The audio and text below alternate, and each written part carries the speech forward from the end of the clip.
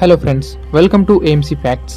Mahabharatam episode 8 ముందు భాగంలో గురు కృపాచార్యుడి జననం గురించి విన్నాము. ఇక ఇప్పుడు పాండవ కౌరవులకు పరిచయమైన మరో గురువు గురించి తెలుసుకుందాం. ఆయన పుట్టుక ఒక ఆశ్చర్యం, ఆయన నడవిక ఒక అద్భుతం. బ్రాహ్మణుడై క్షత్రియుని వలె విజృంభించే పరశురామ శిష్యుడే ద్రోణాచార్యుడు. అవును, భరద్వాజ అనే మహర్షి గంగాద్వారం అనే చోటున నివసించేవాడు. ఆచమన వేళ కావటంతో ఆయన నదిలో స్నానానికి వెళ్ళాడు. అదే చోటున ఘృతాచి అనే ఓ అందమైన అప్సర స్నానం చేస్తూ కనపడింది. ఆమెను చూడగానే భరద్వాజునికి వీర్యస్ఖలనమయ్యింది.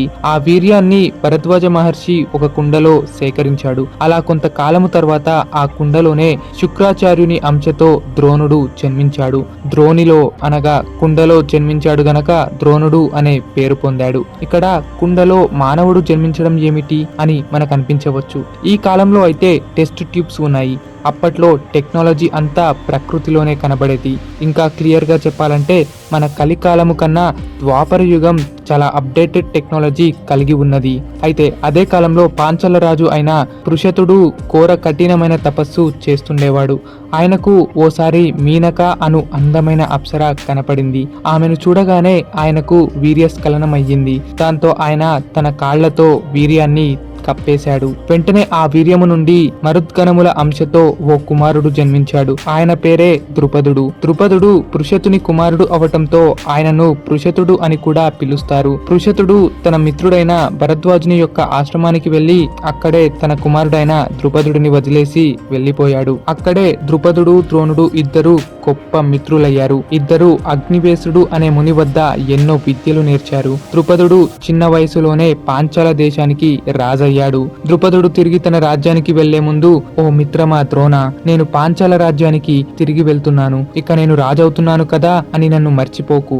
రాజవినా సరే కష్టకాలంలో నీకు అండగా ఉంటాను. నీకే అవసరం ఉన్నా సరే నన్ను కలువు అని చెప్పి వెళ్లిపోయాడు. ఆ తర్వాత కొంతకాలానికి ద్రోణాచార్యుడు కృపాచార్యుని చెల్లెలు అయిన కృపిని వివాహం చేసుకున్నాడు. ఆ ద్రోణ కృపులకు ఓ కుమారుడు జన్మించాడు. ఆ కుమారుడు పుట్టగానే గుర్రములా శబ్దం చేయటంతో అశ్వత్థామ అని నామకరణం చేశారు. అశ్వ అంటేనే గుర్రం అనే అర్థం వస్తుంది. అయితే అశ్వత్థామ చాలా కఠినమైన బాల్యాన్ని అనుభవించేవాడు. సరైన తిండి లేక బాధపడేవాడు. ఓ రోజు అశ్వత్థామ తన మిత్రులు ఆవు పాలు తాగుతున్నారని తెలుసుకొని వారి దగ్గరే కాస్త ఆ పాల రుచి చూశాడు. దాంతో అశ్వత్థామ తన తల్లి దగ్గరకు వెళ్లి, నాకు కూడా ఆవు పాలు కావాలి అంటూ ఏడవసాగాడు. ఇంట్లో ఆవు పాలు లేకపోవటంతో తల్లి కృపి నీటిలో బియ్యం పిండి కలిపి ఇచ్చింది. అది తాగిన అశ్వత్థామ, చీచీ, ఇవి ఆవు పాలు కాదు, ఆవు పాలవితే ఎంతో రుచిగా ఉండేవి, నాకు ఆ ఆవు పాలే కావాలి అంటూ ఏడవసాగాడు. ద్రోణాచార్యుడికి దిక్కు తోచలేదు. కొడుకుని భార్యని తీసుకువెళ్లి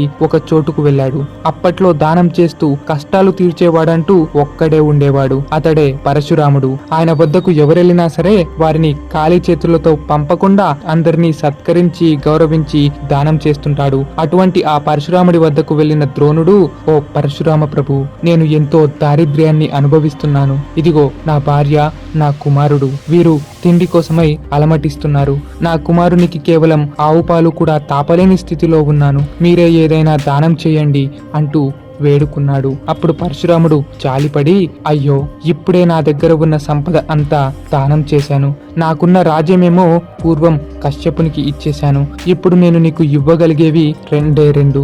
ఒకటి ధనుర్వేదం, నా వద్ద బ్రహ్మాస్త్రం, అగ్ని, వర్ణ అంటూ ఎన్నెన్నో అస్త్రశస్త్రాలు ఉన్నాయి. రెండవది నా శరీరం, ఇక నీవే నిర్ణయించుకో అని అన్నాడు. దానికి ద్రోణుడు, ఓ మహాత్మా, నీ శరీరాన్ని తీసుకొని నేనేం చేయగలను? ఆ పాపాన్ని నేను అంటగట్టుకోలేను. కానీ ఆ అస్త్రశస్త్రాల నైపుణ్యాన్ని నాకు అందించండి చాలు అన్నాడు. ఆ రకంగా ద్రోణుడు పరశురామునికి శిష్యుడయ్యాడు. చిన్నప్పటి నుండే ద్రోణుడు ఎన్నో నేర్చినవాడు. కానీ పరశురాముడిని కలవటంతో మరెన్నో అస్త్రశస్త్రాలు నేర్చి ద్రుపదునికి మించిపోయాడు. ఇదే ద్రుపదునికి ద్రోణుడికి ఉన్న భేదం. అస్త్రశస్త్రాలు సంపాదించినప్పటికీ ద్రోణుడు అనుభవిస్తున్న కటిక చీకటి అయితే పోనేలేదు. ఈ సమయంలో నాకు నా మిత్రుడే దిక్కు అనుకొని చిన్నప్పటి తన మిత్రుడైన ద్రుపదుడిని గుర్తు చేసుకుని తన భార్య ఇంకా పిల్లోడిని వెంటబెట్టుకుని ద్రుపదుడి వద్దకు బయలుదేరాడు ద్రోణాచార్యుడు. ద్రుపదుడి పాంచాల రాజ్యసభలో అందరూ చూస్తుండగా ద్రోణుడు అక్కడికి వచ్చాడు. ఓ మిత్రమా, నేను ద్రోణుడిని. బాల్యంలో నువ్వు నేను కలిసి చదువుకున్న రోజులు నీకు గుర్తున్నాయా అని అంటూ ఉండగా అప్పటికప్పుడే ద్రుపదుడు క్రోధించి పళ్ళు పటపటా కొరుకుతూ, ఓరి నీచుడా, ఎవడివిరా నీవు? ముష్టి ఎత్తుకొని బ్రతుకుతూ దారిద్ర్యాన్ని గడుపుతూ ఉన్న నీవు నాలాంటి ఓ మహారాజుని, క్షత్రియుడిని పట్టుకొని మిత్రుడు అని పలుకుతావా? అసలు నీకు నాకు స్నేహమేమిటి? ఎప్పటి స్నేహమది? ఎవడి స్నేహమది? నీలాంటి ముష్టి ఎత్తుకొని బ్రతికే పేదలు ఎక్కడా? రాజులము, క్షత్రియులము, మహావీరులము మేమెక్కడా? చిచి, వెంటనే ఇక్కడి నుండి వెళ్ళిపో. ఇంకోసారి మాలాంటి క్షత్రియుల వద్దకు వచ్చి మిత్రమా అని బంధాలు కలిపితే నీ నోటి అహంకారాన్ని చీల్చివేస్తా అని అన్నాడు. అది విన్న ద్రోణుడికి ఒక్కసారిగా గుండె బద్దలయ్యింది. ద్రోణుడి పక్కనే తన భార్య ఇంకా పిల్లోడు అశ్వత్థామ ఉండగా వారి ముందే అవమాన పాలవిన ద్రోణుడు, అయ్యో ఇదెక్కడి కర్మ, బాల్యంలో ఏదో మాటిచ్చాడు కదా అని తిరిగి వస్తే కాస్త పాలో నీళ్ళో లేక సంపద మాత్రమే అడుగుదామని అనుకుంటే మిత్రమా అని పలకగానే నన్ను ఇంతలా దూషిస్తాడా? ఇంకా ఏదైనా దానం అడిగి ఉంటే ఇంకెన్ని అవమానాలు ఉండేవో అని బాధపడ్డాడు. సహజంగా మగవారు ఎప్పుడు వారి భార్యల ముందు అపమాన పాలవ్వాలని అనుకోరు. ఎందుకంటే ఆ పురుషుడిని నమ్మే కదా ఓ స్త్రీ వారి తల్లిదండ్రులను సైతం విడిచి వస్తుంది. కానీ అటువంటి భార్యా పిల్లల ముందు అవమానం పాలవిన ద్రోణుడు ఆత్మహత్య కన్నా ఎక్కువ దుఃఖాన్ని, కత్తులతో పొడిపించుకోవటం కన్నా ఎక్కువ నొప్పిని పొందాడు. నిజానికి చాలా మంది ద్రోణుడు ఏదో అర్ధరాజ్యమో లేక సంపదనో ద్రుపదునికి అడిగాడని అనుకుంటుంటారు. కానీ అది నిజం కాదు. ద్రోణుడు కేవలం మిత్రమా అని ఓ పలుకు పలకగా మరో మాట రానివ్వకుండా ద్రుపదుడు ఆగ్రహించాడు. ద్రోణుడు ఏదో కాస్త సంపదనో లేక సహాయమో మాత్రమే ఆశించాడు. కానీ ద్రుపదుడు అవమానించాడు. దీని ద్వారా తెలిసే నీతి ఏమిటంటే మనం ఏ స్థాయిలో ఉన్నా సరే మన మిత్రులను మరచిపోవద్దు. కానీ ద్రుపదుడు అలా చేయకుండా తన స్థాయిని బట్టి ఆగ్రహించాడు. గర్భంతో చెలరేగిపోయాడు. అందువల్లనే కదా ఓ శూలం శరీరంలోకి దిగినంత ఘోరమైన బాధతో ఓ పిచ్చి వాడిలా అటునుండటే నడుచుకుంటూ వెళ్లిపోయాడు ద్రోణాచార్యుడు. అలా వెళ్తూనే ఆ ద్రోణుడు హస్తినాపురానికి చేరాడు. అక్కడే కురు రాజకుమారులు ఓ బంగారపు బంతితో ఆడుకుంటున్నారు. మధ్యలో భీముడు ఒక్క తన్ను తన్నగా ఆ బంతి వెళ్లి బావిలో పడిపోయింది. ఆ బంతి లోతుగా ఉన్న నీటిలో తేలుతుంది. దాన్ని ఎలా బయటకు తీయాలా అంటూ పాండవ కౌరవులంతా చూస్తూ ఉండిపోయారు.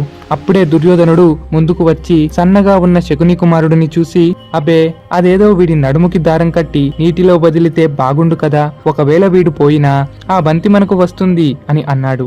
ఆ రకంగా దుర్యోధనుడు తన చిన్నతనం నుండే క్రూరంగా కనిపించేవాడు. కౌరవులంతా శకుని కుమారుడైన ఉలూకుడిని పట్టుకొని నీటిలో దింపడానికి బలవంతం చేయబోయారు. అప్పుడే ద్రోణాచార్యుడు అక్కడకు వచ్చి, ఓ యువరాజుల్లారా, మీరు కృపాచార్యుని వద్ద విద్య నేర్చుకున్నారని మీలో మీరు మాట్లాడుతుండగా విన్నాను. అటువంటి మీరు ధనుర్వేదాన్ని ఉపయోగించి ఈ బంతిని తీయలేకపోతున్నారా? నేనొక మహిమ చూపిస్తాను అంటూ ధనస్సు ఎక్కుబెట్టి ఓ సన్నని బాణంను ఆ బంతికేసి కొట్టాడు. ఆ బాణం గనక ఆ బంతికి గుచ్చుకుంటే ఆ దెబ్బకి బంతి 4 ముక్కలవుతుంది. కానీ ద్రోణుడు తెలివితో, ఆయనకు తెలిసిన విద్యతో బాణాన్ని సరిగ్గా బంతికి చివరిగా మెల్లిగా వెళ్లే విధంగా వదిలాడు. ద్రోణుడు తలుచుకుంటే ఆకు కూడా చెదరనంత మెల్లిగా బాణం వదలగలడు. అలాగే అదే బాణంతో అవతలోడి ప్రాణాన్ని సైతం పడగొట్టగలడు. ఆ రకంగా ద్రోణుడు బంతికి తాకిన బాణంపై మరో బాణం, ఆ బాణంపై మరొక బాణం వదులుతూ చేతికి అందేదాకా బాణాలు సంధించాడు. తర్వాత ఆ బాణాలన్నీ తాడులా మారిపోయాయి. అలా బంతిని పాండవ కౌరవుల చేతికి అందించాడు. దాంతో ఆశ్చర్యపోయిన ఆ రాజకుమారులు వెంటనే భీష్ముడి వద్దకు పరుగులు తీశారు.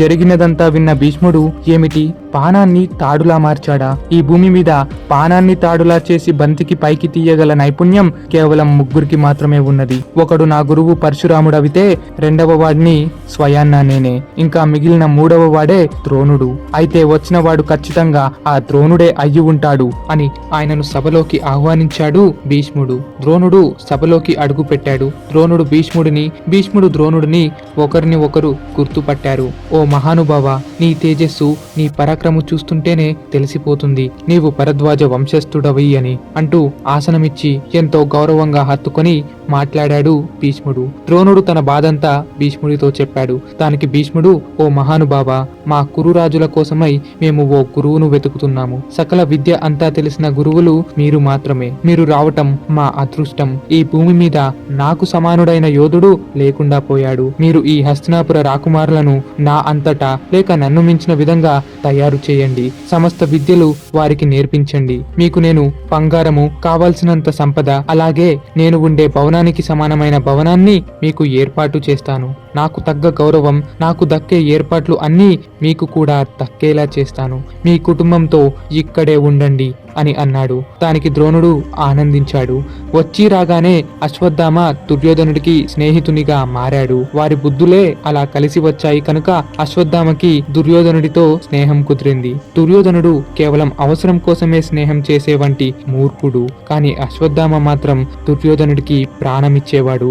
రుద్ర అంశ అయినా సరే దుర్యోధనుడి దుర్బుద్ధికి బానిసగా మారాడు. అయితే ఆ తర్వాత ఏం జరిగింది? ద్రోణాచార్యుడు ఏ రకంగా రాజకుమారులకు శిక్షణ అందించాడు, ఎలా వారిని పరీక్షించాడు అనే వంటి వివరాలు తర్వాతి భాగంలో తెలుసుకుందాం. మహాభారతం ఎపిసోడ్స్ కి చాలా గ్యాప్ వచ్చింది, బట్ ఇకపై ఆ గ్యాప్ అనేది రాదు. సో మహాభారతం వాల్యూమ్ 1 కోసం కామెంట్స్ లో ఇచ్చిన లింక్ ని క్లిక్ చేయండి. ఇక మరో వీడియోతో కలుద్దాం.